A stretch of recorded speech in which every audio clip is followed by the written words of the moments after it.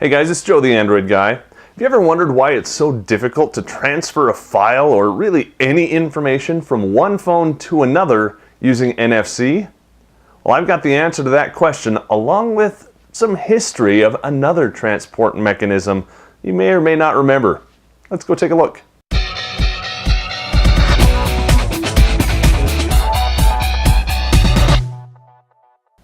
Let's spend a few minutes talking about the history of transfer stuff, shall we?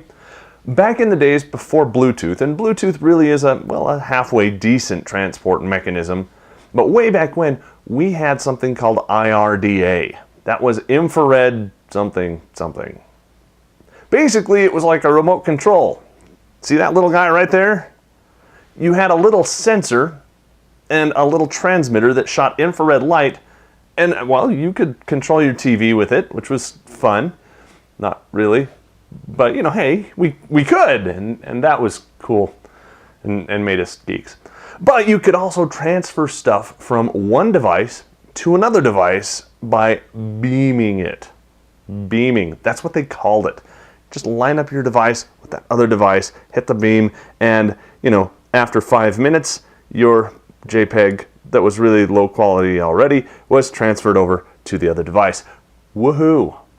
Okay, so for transfers of pictures and music files, it was painful, literally painful. Halfway through, most of the time, the transport would fail. You'd have to start all over again. After 3 or 4 times, you'd just give up. But that's okay because only like 8 of us had any MP3s on our devices back then anyway.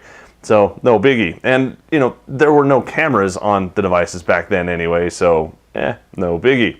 We could always email them to each other and then wait until we got back home so we could dock our phones and send them through our desktop email clients, because that's what we did back then. Yes, kids. Back when oh wow, did I just do that? I'm old. But infrared was kind of a standard. It was really good for transporting, say, business cards. I love doing that. I could beam you my business card just by pointing my phone at you and hitting beam, and it was relatively small. So it took, 10-15 seconds, but I could transport all of my contact information into your device immediately. And it was so cool as long as you were using a device running the same operating system that I was. Since I was running Windows CE, that meant almost nobody, because everyone else was running Palm. There were some apps that helped bridge the gap, but most of the time, the other person also had to have the Palm equivalent of that app.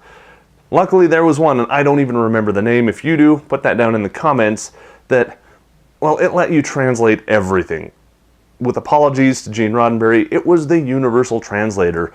I could send it to a Newton, I could send it to a Palm device, all from my Windows CE PDA, because the app was smart enough to say, aha, I know what format to send that in. Wasn't quite smart enough to figure out what kind of device it was sending it to and do it all automatically for you, but hey, at least you could do it, right? And I could, and I did. At least 4 times I did that in real life. In retrospect, that was probably an awful lot of effort wasted. But, fast forward to today. Today we have NFC. And it lives right back here in the back of our phones, in the back of our tablets, and it's making the world a better place for everyone all over the... Okay, it's not. And why isn't it? Well, NFC is near-field communication, so there's its first limitation. It's near. You've got to literally have something like that close, if not touching, to be able to get it to work. You've seen my neat little videos where we showed off cool things you could do with NFC, and for everybody who sent in their little tips and tricks of what they're doing with NFC, thank you so much. Those are so cool. But it's all device to something. If I don't want to buy tags, what can I do? Well, I did buy a whole bunch of tags, and honestly, after I did those videos, you know how many tags I've burnt? None. Sorry. It's just not that cool once you get past it. As soon as it becomes more ubiquitous and less of a, I'm a geek and I can do this because I can, it'll be great. But where NFC really can shine is, here's one device, and there's another device around here somewhere. Here's one device. They both have an NFC in them, and I can tap them together and do stuff. Well, what can I do? This is an Android device. This is an Android device. They both have NFC, and they're both running the same version of the operating system, Jelly Bean. So it's great. Everything works fine. I can take a YouTube clip and say, here, send it over there. But I'm not sending the YouTube clip. What I'm doing is I'm opening the YouTube app, and I'm sending that link or that reference over to this other device. This other device says, oh, okay, I know what you're talking about, and it opens and plays it. Great. Well, if I want to send a business card and I have a special app that I've built that in, I can do that. I can send that over, but I'm limited, very, very limited on how much data I can send. In fact, like we just talked about, I'm not sending the data from my phone, my YouTube data, to my tablet. What I'm doing is I'm sending a reference. Okay, so what does that have to do with anything? Let's say I want to send a picture. Well, I can do the same thing. This to this, bink, great, works, except it's not going over NFC. It's going over Bluetooth, or it could be going over Wi-Fi Direct, or it could be going over some other transport medium. All the NFC is doing is it's starting the process.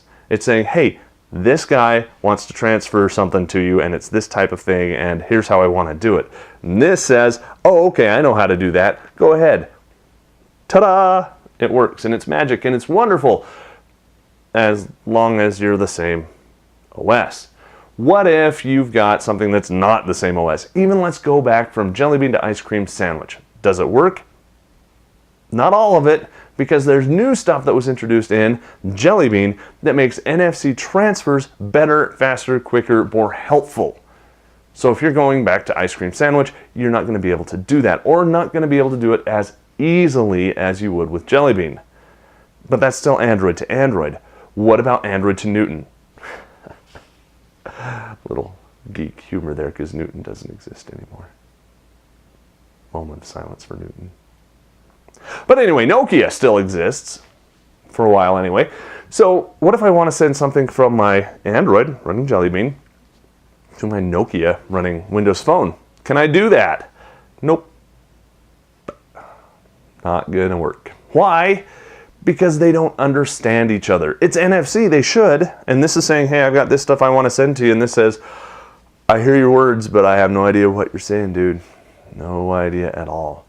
And it doesn't let that work because the transport layer isn't initialized. It's not started, and it's not gonna work until we get everybody to work together. Now, what's gonna happen? What's it gonna take to make this happen? Unfortunately, the big player out there, Apple, they don't have NFC yet. Maybe soon, hopefully. Well, then everything's gonna break, because they're gonna do it their own way, and that means it's different than every other way out there. But that does mean that they are going to push, because there's like 18 gazillion Apple devices out there, none of which have NFC. But the ones that will, everybody's going to try and be interoperable with those, and that's kind of, I predict, going to push an interoperability standard that's not really a standard. It's more of just an ad hoc little, let's get everything to work if we can. And we probably will, and it'll be great. It's not the way we should go about doing things, but it's the way we're probably going to have to. Once we do that, however, transferring files, transferring cool stuff back and forth, it's going to be a lot easier. And isn't technology all about making things easier? So let me know what stories you have about using NFC in good ways or in bad ways, success stories or failures. Let us know down in the comments. We all want to know, what did you do to overcome those? Did you revert back to the old, I'll just email you an attachment? Or did you do something more creative? Let us know down in the comments. NFC still has a future, and not just as a credit card, but as something that can really open it up. We'll see more of that with the Nexus Q when it comes out, and the NFC stuff that you can do with it. That'll be fun. For Pocketnow, musing about NFC, interoperability, and infrared of old, I'm Joe Levi.